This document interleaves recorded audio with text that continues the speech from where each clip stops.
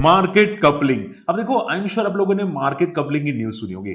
आई इसके अंदर वही न्यूज की वजह से बहुत तगड़ी बिकवाली होती हुई दिखाई दी और करीब करीब एक दिन के अंदर 30% तक क्रैश होता हुआ दिखाई दिया। तो देखो, आई इसके अंदर मार्केट कपलिंग होता क्या है, कितना इंपैक्ट पड़ सकता है बैलेंस शीट के अंदर, क्या रेवेन्यू पूरा का पूरा लॉस हो जाएगा, ये सब कुछ वीडियो में बताऊंगा, डिटेल में बताऊंगा। अंत तक वीडियो देखिएगा और स्टिल कोई क्वेरी रहती है कॉमेंट जरूर कीजिएगा।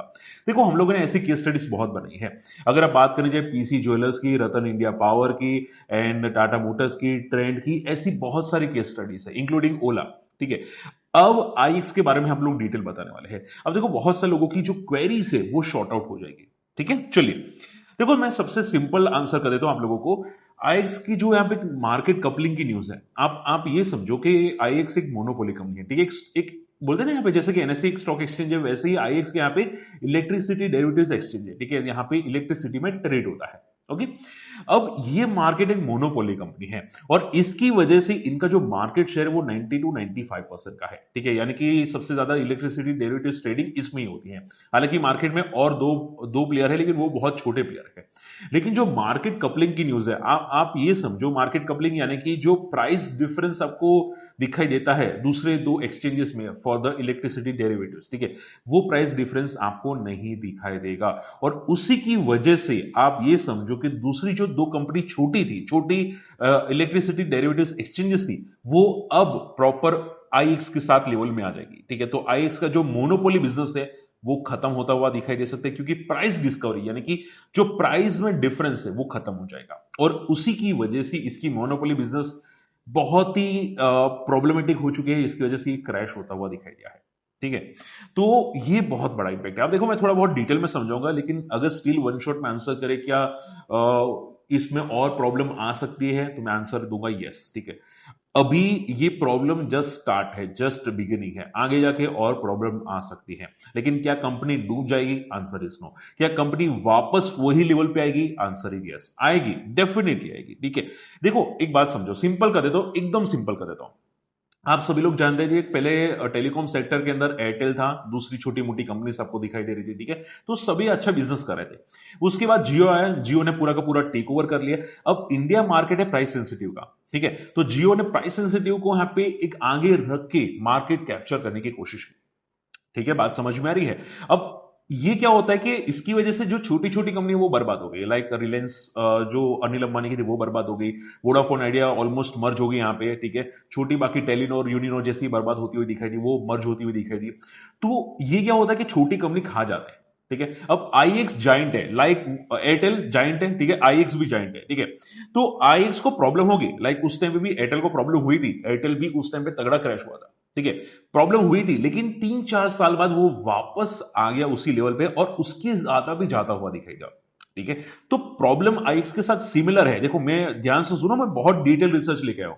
तो प्रॉब्लम आईएक्स के साथ सिमिलर है। ठीक है, तो इसमें क्या होगा, प्राइस कपलिंग की वजह से जो प्राइस का बेनिफिट आईएक्स को मिल रहा था, ठीक है, वो खत्म हो जाएगा। दूसरी दो कंपनीज या दूसरी जो एक्सचेंजेस है इलेक्ट्रिसिटी डेरिवेटिव्स में, वो वापस ऊपर आ जाएंगे। ठीक है, बट इसी की वजह से इनका जो रेवेन्यू है, जो मार्केट शेयर है, 95% से माना जा रहा है, आप ध्यान से सुनो, 90% का जो मार्केट शेयर है माना जा रहा है, यहाँ पे आगे जाके इनका मार्केट शेयर करीब करीब 60 to 50% हो सकता है। और उसी की वजह से इनका जो रेवेन्यू और प्रॉफिट है वो करीब करीब 40 to 60% कम होता हुआ दिखाई दे सकता है।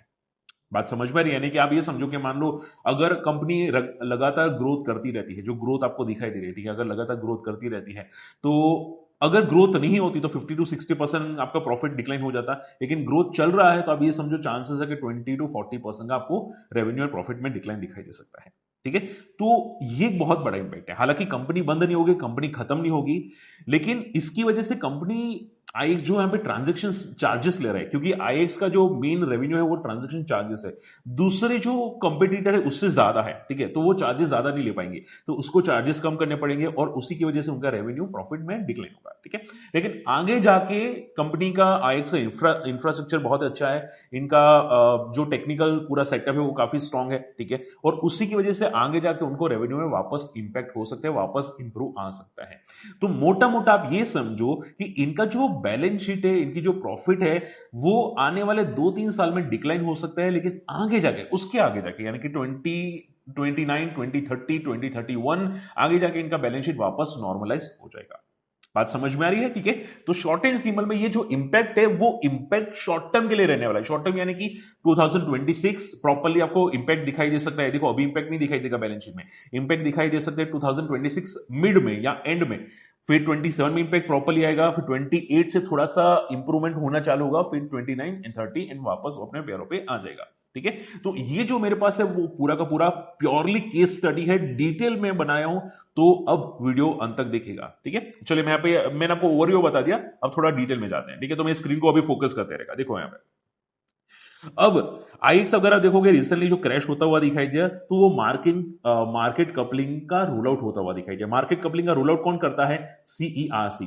जैसे कि इंडिया में सेबी होती है, ठीक है, एनएससी के अंदर, तो वैसे ही यहाँ पे जो एक रेगुलेटरी बॉडी है वो है सीईआरसी। ठीक है, तो वो पूरा का पूरा रेगुलेट करती है।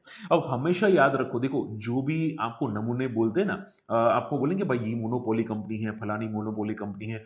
मोनोपोली कंपनी इंडिया में सर्वाइव नहीं करती, बात मानो मेरी, इंडिया में मोनोपोली कंपनी सर्वाइव नहीं करती। एक टाइम पे आप ये समझो मोनोपोली कंपनी आईआरसीटीसी भी है, ठीक है, उसमें भी प्राइवेट प्लेयर्स की एंट्री होती हुई दिखाई दी है। जोमेटो स्विगी, ठीक है, आप बोलते हैं ड्यू पॉली है क्योंकि वो भी मार्केट शेयर कैप्चर करने की कोशिश करे, उसमें भी माना जा रहा है कि गवर्नमेंट बीच में आ सकती है और गवर्नमेंट अपना चला सकती है। ठीक है, similar like of Zomato Swiggy, जो ऑलरेडी आई थिंक बेंगलोर में या मुंबई में स्टार्ट होने वाला है। ठीक है, आप सभी लोग नाम जानते हैं। तो प्रॉब्लम क्या है कि इंडिया में मोनोपोली कंपनी होती ही नहीं है। अगर होती है तो आज नहीं तो कल, कल नहीं तो परसों मोनोपोली कब चली जाएगी पता भी नहीं चलेगा। और ये आईआरसीटीसी के साथ होना स्टार्ट हो चुका है। उसी की वजह से आईआरसीटीसी इंप्रूव नहीं करा। अगर आप ध्यान से देखोगे आईआरसीटीसी में कोई इंप्रूवमेंट नहीं है। ठीक है, तो उसी की वजह से आईएक्स मोनोपोली कंपनी थी, वो अभी उसकी मोनोपोली खत्म हो रही है। तो इंडिया में याद जरूर रखना कि मोनोपोली कंपनी जैसा कुछ होता नहीं है। जिसकी भी मोनोपोली कंपनी है, आज नहीं तो कल, कल नहीं तो परसों इंपैक्ट होगा। ओके, चलिए।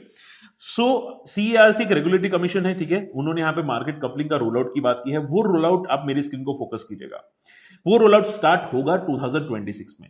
अब ये जो मार्केट कपलिंग है यानी कि price discovery, price almost similar कर देगा सभी एक्सचेंजेस के अंदर, सभी इलेक्ट्रिसिटी डेरिवेटिव्स एक्सचेंजेस में प्राइस सिमिलर हो जाएगा। ठीक है, तो वो स्टार्ट होगा 2026 में।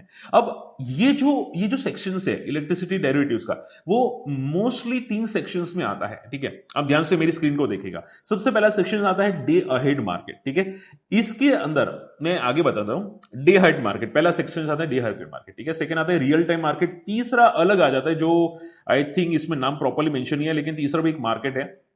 ठीक है, हाँ, टर्म अहेड मार्केट। तो यहां पे अब 3 मार्केट आपको दिखाई दे रहे हैं।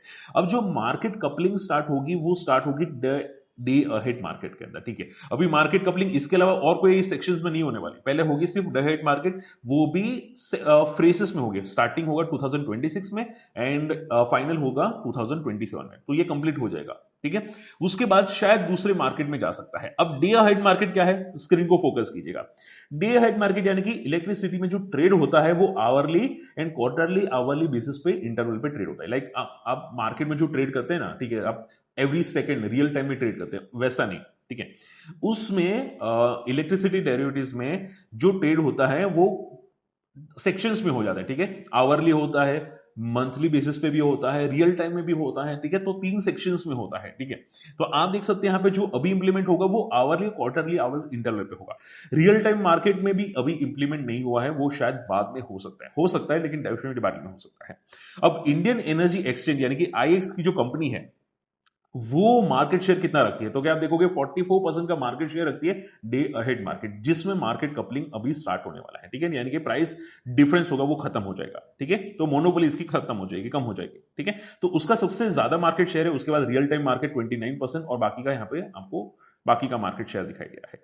ठीक है, तो इसकी वजह से एक तगड़ा इंपैक्ट आपको जरूर दिखाई दे सकता है। अब आगे जाते हैं। ओके, ठीक है, चलिए अब ध्यान से मेरी स्क्रीन को देखिएगा। अब माना ये जा रहा है, ये बड़े पीएस की तरफ से भी माना जा रहा है, जो मैं भी आपको बताने वाला हूं डिटेल में, कि इसका जो इंपैक्ट होगा डे अहेड मार्केट में आईएक्स के मार्केट शेयर पे, वो पहले 75% तक आ जाएगा, जो पहले 99% था डे अहेड मार्केट के अंदर, आप ऊपर देख सकते हैं। उसके बाद 2028 में 75% आ जाएगा और 2030 तक इसका मार्केट शेयर 60% तक आपको आता हुआ दिखाई दे सकता है। ठीक है, और इसी की वजह से इनका जो रेवेन्यू है वो काफी हद तक आपको डिक्लाइन मोड में जाता हुआ जरूर दिखाई दे सकता है। ठीक है। अब देखो आईएक्स और दूसरे जो एक्सचेंजेस है डेरिवेटिव्स के अंदर, ठीक है, इलेक्ट्रिसिटी डेरिवेटिव्स के अंदर, वो स्टार्ट हुआ था 2008 में, ठीक है, और लॉन्च भी सबसे पहले इसी ने किया था आईएक्स के अंदर। यहाँ पे आप देखोगे द हेड मार्केट यहाँ पे लॉन्च किया था 2008 के अंदर, फिर आप देखोगे time ahead term ahead market 2017, फिर green term ahead market 2018 and real time market 2020 के अंदर आईएक्स ने स्टार्ट किया था। हालांकि इंडियन गैस एक्सचेंज भी है 2021 में जो आईएक्स ने स्टार्ट किया था, ठीक है। तो आईएक्स एक लीडर है, ठीक है, और लीडर को इंपैक्ट होगा लेकिन इतना बड़ा भी नहीं। आप ऐसा मत समझो कि भाई ये खत्म हो गई, फलाना हो गया, ढिमकाना हो गया, ऐसा नहीं। इंपैक्ट होगा, डेफिनेटली इंपैक्ट होगा 40-50%। अब देखो जनरली कंपनी के प्रमोटर पे या कंपनी के मैनेजमेंट पे डिपेंड करता है कि वो मार्केट शेयर कितना कैप्चर रखते हैं, ठीक है। क्या है कि मतलब बंदे में दम होना चाहिए ना कंपनी में। अगर कंपनी में कुछ प्रॉब्लम आ रही है रेगुलेशन की वजह से, तो कंपनी में दम होना चाहिए कि भाई मैं मार्केट शेयर जाने नहीं दूंगा, ठीक है। अभी तो इंपैक्ट दिखाई दे रहा है क्लियर कट, ओके, इसकी वजह से क्रैश हुआ, बट अगर फ्यूचर में कंपनी दम रखती है तो ये पूरा का पूरा शॉर्ट आउट हो जाएगा, ठीक है। तो अभी अगर आप देखोगे इनका जो मार्जिन है वो 80-90% है, ठीक है, मोनोपोली है इसकी वजह से। एंड आगे जाके इनका मार्जिन करीब करीब डिक्लाइन होकर 65-75% हो जाएगा। अब ध्यान से सुनो, अब पूछे कि सर मार्जिन तो ये डिक्लाइन हो जाएगा, लेकिन एक्चुअल में प्राइस डिफरेंस है कितना, क्योंकि उनका प्राइस डिफरेंस पे है। प्राइस डिफरेंस कितना है, मान लो कि अभी जैसे कि एनएसडीएल है, सीडीएसएल है इंडियन मार्केट के अंदर, ठीक है, तो उसमें भी ड्यूअल पॉली है, ठीक है। तो मार्केट अगर मान लो प्राइस ज्यादा है आईएक्स की, वो ज्यादा चार्जेस लेता है दूसरे इलेक्ट्रिसिटी डेरिवेटिव से, ठीक है, तो कितना ज्यादा लेता है, ठीक है, और कितना कम करेगा बाद में। तो आप अभी यहां पे देखो 1000 मेगावाट पे यहाँ पे वो चार्ज करता है आईएक्स 6000 से 10,000 रुपए, ठीक है। जो दूसरे एक्सचेंज इक्विटी डेरिवेटिव, सॉरी माफ कीजिएगा, यहाँ पे दूसरे एक्सचेंज इलेक्ट्रिसिटी डेरिवेटिव्स में वो चार्ज करते हैं 4 से 8,000, ठीक है। यानी कि पर 1000 मेगावाट में यहाँ पे करीब करीब 2000 का डिफरेंस पड़ रहा है, और पर मेगावाट के अंदर 2 रुपए का डिफरेंस पड़ता है, ठीक है। तो ये हो गया 1000 बेसिस पे। तो माना जा रहा है कि ये लोग अपना प्राइस कम कर सकते हैं, ठीक है। इसके अलावा दूसरे भी चार्जेस हैं, मेरी स्क्रीन को फोकस कीजिएगा, पॉस्को एंड आरएलडीसी, ठीक है, एंड तीसरा चार्जेस आता है एसटीयू फीस, ठीक है। अब देखो बाकी के जो दो चार्जेस है वो सभी एक्सचेंजेस में सेम है, ठीक है। लाइक मान लो यहाँ पे आप जैसे कि आप लोग मार्केट में होते हैं तो एसटीडी चार्ज होता है, फिर जीएसटी होता है, फिर सेबी का यहाँ पे दूसरे चार्जेस होते हैं, ठीक है। तो वो जो चार्जेस होते हैं वो तो कॉमन होते हैं, लेकिन जो खुद बंदा होता है, एक्सचेंजेस होता है, खुद बंदा होता है, उनके भी चार्जेस होते हैं, ठीक है। तो ये जो एक्सचेंजेस बंदा है उसका चार्जेस थोड़ा ज्यादा है एज कंपेयर टू अदर, बाकी के तो सभी चार्जेस कॉमन है, based on the state, based on the city या बेस्ड ऑन द रीजनल, बाकी के चार्जेस सेम है, ठीक है। तो पॉस्को के आप देखोगे यहाँ पे आईएक्स और दूसरी कंपनी के यहाँ पे ऑलमोस्ट सेम है, एसटीयू फीस भी ऑलमोस्ट सेम है। तो प्रॉब्लम कहां आती है, ट्रांजेक्शन फीस में, वही आपको ट्रांजेक्शन फीस डिक्लाइन होती हुई दिखाई दे सकती है, ठीक है। तो आप यहां पे फोकस कर सकते हैं एसटीयू चार्जेस यानी कि स्टेट गवर्नमेंट चार्जेस, और पॉस्को और आरएलडीसी चार्जेस यानी कि ग्रिड शेड्यूलिंग और मॉनिटरिंग, मतलब जो ट्रेड्स होते हैं ना कि भाई प्रॉपर ट्रेड होने चाहिए, कहीं पर डिफरेंस नहीं आना चाहिए, रेगुलेशन होने चाहिए, ठीक है। अगर कुछ भी इश्यूज आ गए तो वो लोग पेनल्टी भरेंगे, उस टाइप के तो थोड़े बहुत बीच में छोटे मोटे चार्जेस आ जाते हैं, ओके। चलिए, तो शॉर्ट एंड सिंपल में आगे जाके माना ये जा रहा है कि इसके चार्जेस कम हो सकते हैं, ठीक है। अब देखो जनरली होता क्या है कि ये लोग मार्केट लीडर है, ठीक है, इनका इंफ्रा और इनका टेक्निकल पूरा का पूरा स्ट्रांग है। अब मान लो दूसरे लोग जो दूसरे प्लेयर है इसमें, ठीक है, तो वो लोग ऊपर आएंगे तो अपना भी इंफ्रा इंप्रूव करेंगे, अगर नहीं कर पाएंगे तो क्या होगा, वो मार्केट शेयर गवा देंगे। अब आप सोचो कि जो आईएक्स चार्जेस ज्यादा ले रहे तो भी सभी लोग इनके पास क्यों आते हैं, क्योंकि एक तो यहाँ पे जो प्राइस डिफरेंस है बहुत कम है, ठीक है, प्लस इजीली एग्जीक्यूशन होता है, बोलते हैं ना वॉल्यूम्स, ठीक है। अगर मान लो किसी पे वॉल्यूम्स ही नहीं है कहीं पे, तो वहां पे कोई लोग क्यों जाएंगे, ठीक है। अगर प्राइस डिफरेंस बहुत कम है तो वहां पे कोई लोग क्यों जाएंगे, ठीक है। तो वॉल्यूम्स बहुत ज्यादा है, इसी की वजह से आराम से पूरा का पूरा ट्रेड सेट हो जाता है, ठीक है। तो जो आराम से ट्रेड सेट होता है इसी की वजह से सब लोग यहां पे आ रहे हैं, ठीक है। तो मान लो कि अगर दूसरे एक्सचेंजेस में प्रॉब्लम आती है, टेक्निकल फॉल्ट आता है, वगैरह वगैरह कुछ इश्यूज होता है, ठीक है, तो लोग क्या है वापस आईएक्स में आ जाएंगे। तो दूसरे लोगों को अपना इंफ्रा इंप्रूव करना पड़ेगा, अपना पूरा टेक्निकल सेटअप इंप्रूव करना होगा, और उसकी वजह से फंड चाहिए। तो हो सकता है कि सभी तीन एक्सचेंजेस अपनी प्राइस थोड़ी बढ़ा दे, ठीक है। तो आई थिंक सो कि आपको ज्यादा टेंशन लेने की जरूरत नहीं, ये जो प्रॉब्लम है वो शॉर्ट टर्म के लिए टेम्पररी प्रॉब्लम है। बात समझ में आ रही है? ठीक है। हालांकि अभी करंट सिचुएशन तो ऐसी है कि जिसमें यहां पे इनका प्रॉफिट डिक्लाइन हो सकता है 30 to 35%। अब यहां पे मेरा आखिरी पॉइंट है, आखिरी पॉइंट मैं खत्म कर रहा हूं, यहां पे फोकस करना। अब देखो यहां पे प्रोजेक्शंस आप देख सकते हैं, यहां पे इनका जो फ्यूचर प्रोजेक्शंस है, ठीक है, अभी 2025 मिड है, ठीक है, माना जा रहा है कि थोड़ा इंक्रीज हो सकता है 2026 में, फिर 2027 में थोड़ा प्रॉपर ऊपर आ जाएगा, एंड देन डिक्लाइनिंग मोड में आपको दिखाई दे सकता है। ठीक है, तो प्राइस इंप्लीमेंटेशन जो है, कपलिंग है, मार्केट कपलिंग, वो आपको इनकी बैलेंस शीट में 2026 एंड या 27 मिड में आपको दिखाई दे सकता है। ठीक है, अब मैंने देखो, अब मैंने यहाँ पे एक एस्टिमेटेड प्रोजेक्शंस किया है इनके फ्यूचर बैलेंस शीट को देख के। ठीक है, तो ये पूरा का पूरा एजम्पशन है बेस्ड ऑन द जो करंट न्यूज है, बेस्ड ऑन द सिचुएशन है।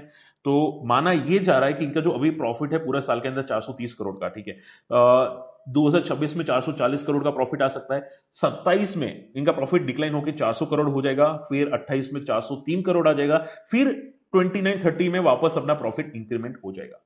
ठीक है, तो शॉर्ट एंड सिंपल में ये जो आपको सिचुएशन दिखाई दे रही है, ठीक है, अब नए प्लेयर्स आएंगे, प्राइस डिस्कवरी कम हो जाएगी, तो इसका मीनिंग नहीं कि बिजनेस बंद हो जाएगा। तो शॉर्ट एंड सिंपल में टेम्पररी इंपैक्ट है, 2-3 साल का इंपैक्ट है, थोड़ा सा मार्केट कम होगा, लेकिन आगे जाके इंप्रूवमेंट हो जाएगा। ठीक है, तो आप ये मेरी बैलेंस शीट देख सकते हैं, तो आगे जाके इनकी प्रॉपर इंप्रूवमेंट आपको आने की एक्सपेक्टेशंस जरूर दिखाई दे रहे हैं।